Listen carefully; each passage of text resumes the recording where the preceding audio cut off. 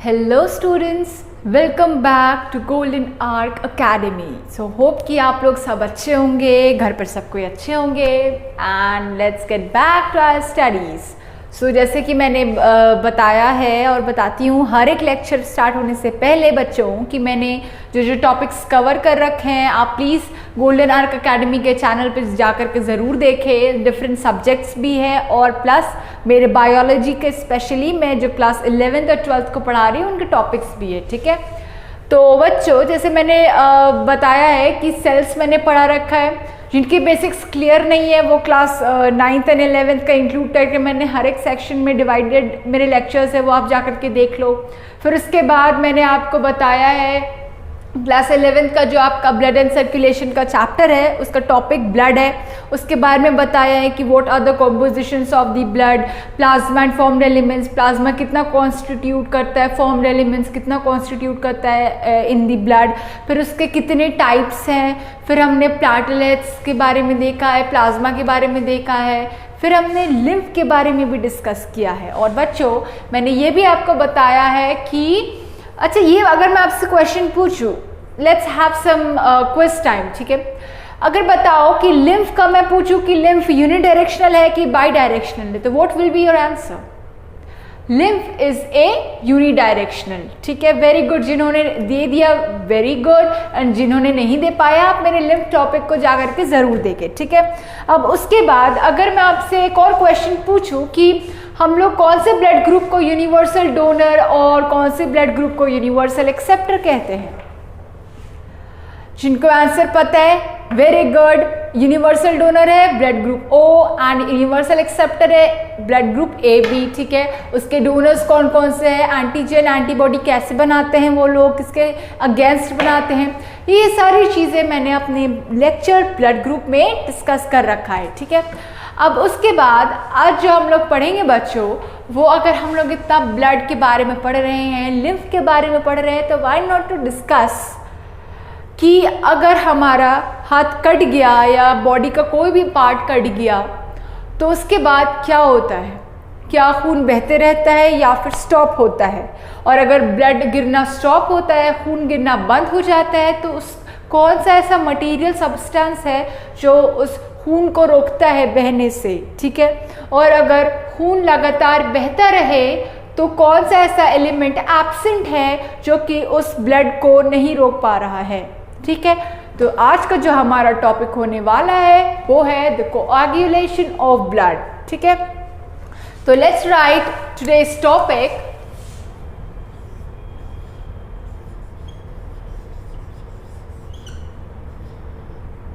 Coagulation of blood.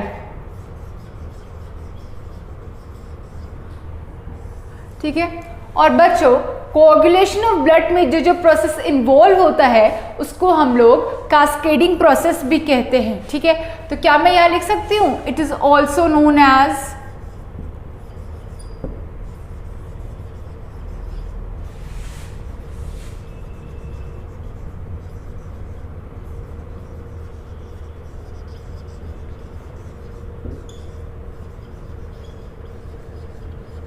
ठीक है, cascade process. और एक चीज़ याद रखना, मैंने जिसका भी दो नाम लिख रखा है, जैसे it is also known as this that, तो उनका नाम आप याद रखना। ठीक है, बिकॉज की second name is very important. कि अगर आपको किसी भी सेंटेंस या क्वेश्चन में पूछते कि what is cascade process instead of explain the coagulation of blood, तो आप कास्केड प्रोसेस को कैसे एक्सप्लेन करोगी जब तक कि आपको पता नहीं होगा कि cascade process is same as the coagulation of blood. तो इसीलिए बोल रही हूँ, जैसे जिन मैंने अपने टॉपिक्स में it is known as this, it is known as that लिखा रखा है। जैसे लिम्फ का भी दो नाम लिखा रखा है, इंटेस्टिशियल फ्लूइड और टिश्यू फ्लूइड। ठीक है, ये सारी चीज़ें, तो वो चीज़ आपको याद रखना है। अब हम लोग देखेंगे कि इस कास्केड प्रोसेस में बेसिकली क्या होता है। ठीक है, जैसे मान लो पहला एग्जाम्पल कि यह आपका कोई ब्लड कैपिलरी मैंने ड्रॉ किया। ठीक है, जूम इन करके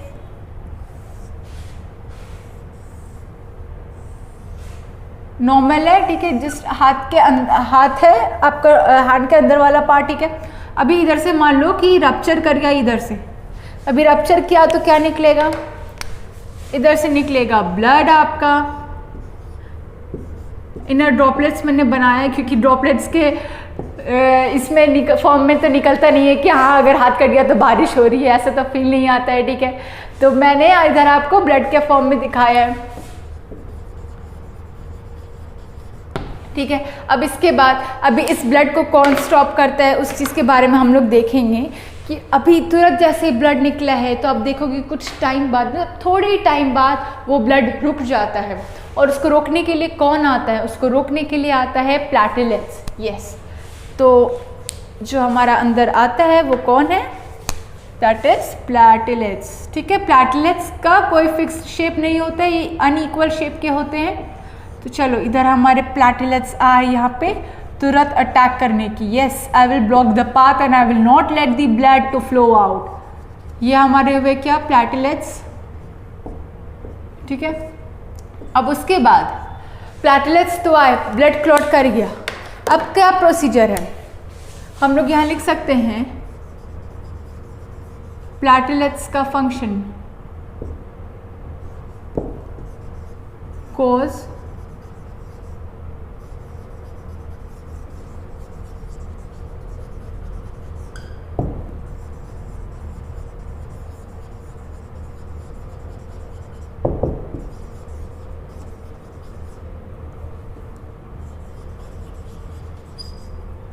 ठीक है। इसको एक्सप्लेन करने से पहले बच्चों मैं आपको प्रैक्टिकली बताना चाहती हूँ, अगर आपका हाथ कट हो गया तुरंत तुरंत, जैसे मान लो जस्ट अभी कट हुआ, 15 मिनट्स बाद ब्लड क्लॉट कर गया। अब उसके बाद क्या हुआ कि आपको जस्ट 5 मिनट बाद ब्लड क्लॉट के फिर उसी जगह पे चोट लग गया, तो आप क्या देखते हो कि ब्लड उससे वापस से निकलना शुरू हो गया। और ऐसा क्यों होता है, क्योंकि भाई हमने देखा कि प्लेटलेट्स हमारे ब्लड तो क्लॉट कर रहे हैं, फिर ब्लड क्यों निकल रहा है, क्योंकि प्लेटलेट्स वहाँ पर टेम्परेरी क्लॉटिंग का काम करता है, ठीक है। प्लेटलेट्स तुरंत आते हैं, क्लॉट करते हैं, बट टेम्परेरी टाइम के लिए। जो परमानेंट क्लॉटिंग होता है, जिससे कि जैसे मान लो कोई चोट पुरानी हो जाती है और उस पर दोबारा से चोट लग गया, तो क्या वहाँ से फिर से ब्लड निकलता है, नहीं निकलता है। तो क्या होगा उससे कि जब तक कि ये प्लेटलेट्स हमारा टेम्परेरी काम करेगा क्लॉटिंग का, तब तक कि जो हमारे अंदर के फैक्टर्स होते हैं, there are total 13 factors that are involve in clotting, जिसका नाम होता है, बट अभी हम लोग इधर डिस्कस नहीं करेंगे, उसके बारे में आपको नहीं पढ़ना है, वो एकदम डीप स्टडीज में चला जाएगा, ठीक है। तो हमारे जो 13 फैक्टर्स है वो इन्वॉल्व होता है in coagulation of blood, in permanent coagulation of blood, जिसमें कि जो सारे मटेरियल्स होते हैं इनएक्टिव, उसको एक्टिव करता है, एंजाइम्स यूज होते हैं, कैल्शियम यूज होते हैं, फिर उस प्रोसीजर से हमारा परमानेंट कोऑगुलेशन होता है, ठीक है। तो अभी मैंने इधर इसीलिए लिखा है कि platelets cause temporary coagulation of blood, ठीक है। अब इसके बाद, और ये कोऑगुलेशन कैसे करता है कि सेल फ्रैगमेंट्स, इसके जो सेल फ्रैगमेंट्स निकलते हैं, these cell fragments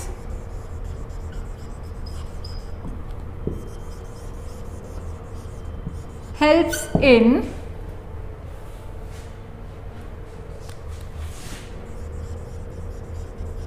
coagulation of blood but temporary, ठीक है। इसको हम लोग ऐसे लिख सकते हैं। अब टेम्पररी ये करता है प्लेटलेट्स, तो अभी परमानेंट कौन करेगा उस चीज को देखते हैं हम लोग, ठीक है। तो अभी हम लोग स्टेटमेंट में इसको लिखते हैं क्या कि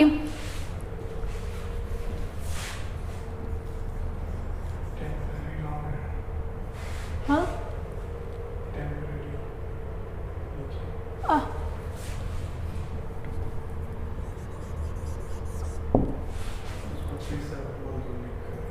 ठीक है।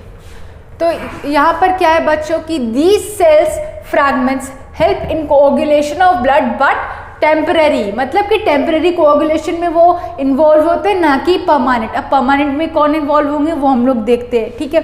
बट उससे पहले हम लोग क्या लिखेंगे कि blood exhibit coagulation in response to injury.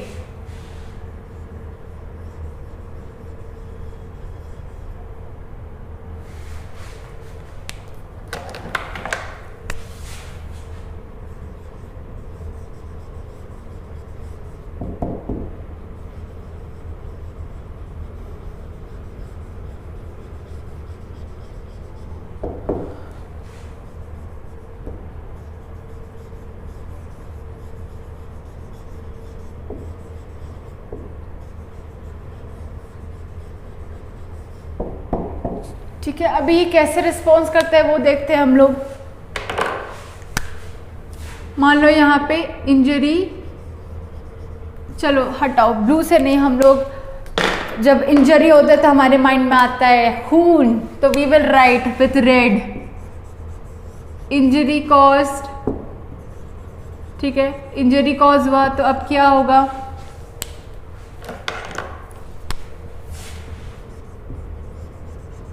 Activate कर देगा। अभी ये किसको एक्टिवेट करेगा, एक्टिवेट करेगा कोऑगुलेशन मैकेनिज्म को, जो इन्वॉल्व होता है ब्लड क्लॉटिंग में, कोऑगुलेशन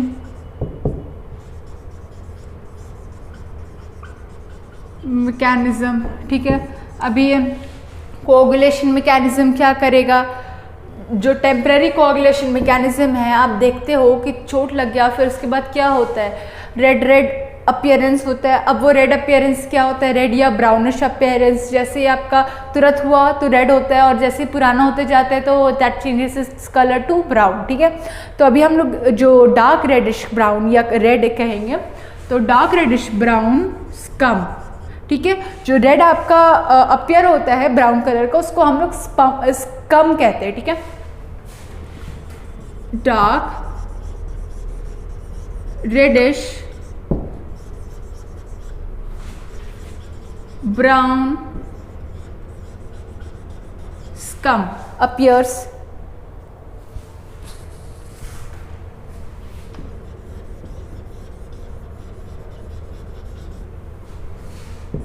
ये क्या करते हैं, cause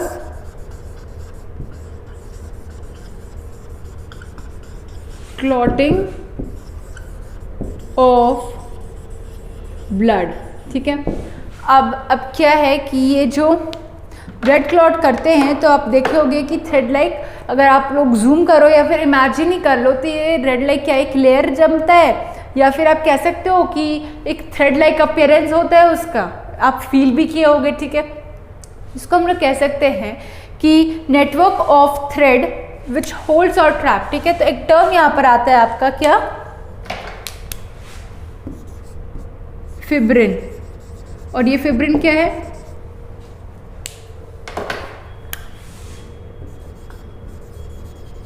network of thread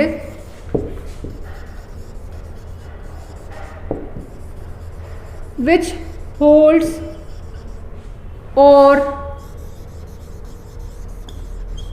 traps. ठीक है, network of thread which holds or traps dead or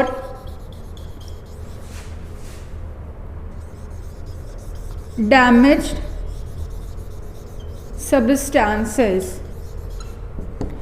तो अब क्या होगा, कहा जाता है ना कि जब चोट लगी है तो इसको नॉर्मली अगर बड़ा चोट लग गया है, बहुत ज़्यादा इंजरी हो गई है या ट्रॉमा कंडीशन में है, तो उसको एयर में, ओपन एयर में एक्सपोज नहीं होना चाहिए। क्यों? क्योंकि ओपन एयर में तो आप नहीं जानते हो कितने वायरस, कितने बैक्टीरिया घूम रहते हैं और कितने से इन्फेक्शंस भी हो सकते हैं, इसीलिए बैंडेड लगाया जाता है। ठीक है, और अगर मान लो कि कोई छोटा सा चोट लगा है, उसमें उतना प्रिकॉशंस नहीं दिया जाता है, दवाई लगा के इन्फेक्शंस को रिमूव कर दिया जाता है। बट उसके बाद क्या होता है कि आप देखते हो कि लाल लाल रंग की एक पतली सी थ्रेड लाइक स्ट्रक्चर्स अपेयर होना शुरू हो जाता है। ठीक है, और वो क्या होता है, उसको कहते हैं फिब्रिन। मतलब कि अब इस प्रोसेस से आपका क्लॉटिंग फैक्टर है वो एक्टिवेट होना शुरू हो जाता है। तो इसमें सबसे पहले कौन आया, सबसे पहले आया फिब्रिन। अभी फिब्रिन किधर से एक्टिवेट हुआ, फिब्रिन जो आपका एक्टिवेट हुआ वो आया इनएक्टिव फिब्रिनोजेन से। ठीक है, तो अब हम लोग इसका प्रोसेस लिखेंगे कि ये ब्लड आखिर कैसे कोऑगुलेट किया। ठीक है, तो जैसे कि यहाँ पे मैं प्रोसेस लिखती हूँ, ये टेम्पररी वाला होपफुली कि क्लियर होगा कि जब तक ये आया प्लेटलेट्स आया, प्लेटलेट्स ने सबको कोऑगुलेट करके रखा। ठीक है, अब उसके बाद हमारा यहाँ पर क्या हुआ कि फिब्रिन्स जो है वो एक्टिवेट हुआ। अभी फिब्रिन्स को कौन एक्टिवेट किया? फिब्रिन्स को एक्टिवेट करने वाला था इनएक्टिव फिब्रिनोजन, ठीक है। तो हम लोग यहाँ पे लिख सकते हैं इनएक्टिव फिब्रिनोजन, ठीक है।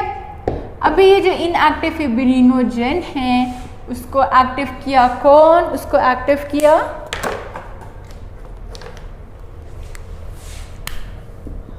इनएक्टिव फिब्रिनोजन एक्टिव होकर के क्या बनाया? फिब्रिन। और एक्टिवेट करने वाला कौन है? उसको एक्टिवेट करने वाला है थ्रोम्बिन,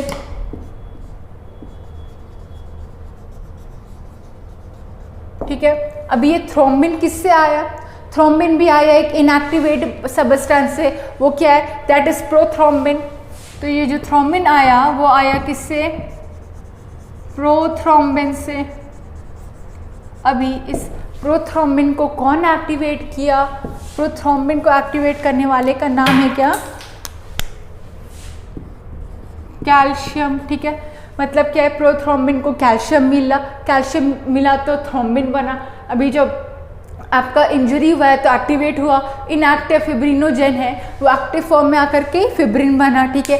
फिर फिब्रिन हमने देखा था कि फिब्रिन क्या होता है कि थ्रेड लाइक स्ट्रक्चर होता है, मतलब कि हमारा जो चोट लगता है तो उस पर वो कवरिंग चढ़ाता है, वो उस कवरिंग को क्या कहते हैं? फिब्रिन बनते हैं, ठीक है। वो चीज़ हो गया। अब उसके बाद यहाँ पे कैल्शियम तो हो गया, प्लस साथ में ही आपका कौन सा एंजाइम यूज होता है? प्रोथ्रोम्बोकाइनेज, ठीक है। ये एंजाइम इन्वॉल्व होता है आपके ब्लड क्लॉटिंग में। अब उसके बाद आप देखोगे, ठीक है, तो इनएक्टिव फिब्रिनोजन से लेकर के आपका फिब्रिन तक का जो मटेरियल है वो आपका प्लाज्मा में आ जाएगा, ठीक है। फ्रॉम हियर टू हियर ये आपका प्लाज्मा में फंक्शन करेगा। ये सारी चीज़ें कहाँ आकर होंगी? प्लाज्मा में आकर होंगी। अब उसके बाद हम लोग ये भी लिख सकते हैं कि इट इन्वॉल्व्स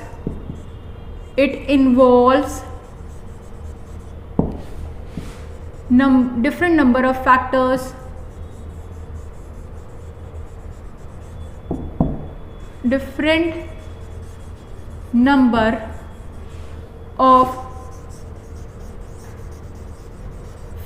ठीक है। तो मतलब कि डिफरेंट नंबर्स ऑफ फैक्टर्स का भी इन्वॉल्वमेंट हो सकता है। जैसे मैंने आपको बताया था 1 to 13, जिसके बारे में आपको पढ़ना नहीं है अभी हर एक का डिटेल के बारे में, बट थोड़ा सा मैंने इधर बता दिया कि फैक्टर्स भी एग्जिस्ट करते। कितने फैक्टर्स एग्जिस्ट करते? 13, ठीक है। ये चीज़ हो गया। तो involving it involve different number of factors to activate the process of blood clotting, ठीक है।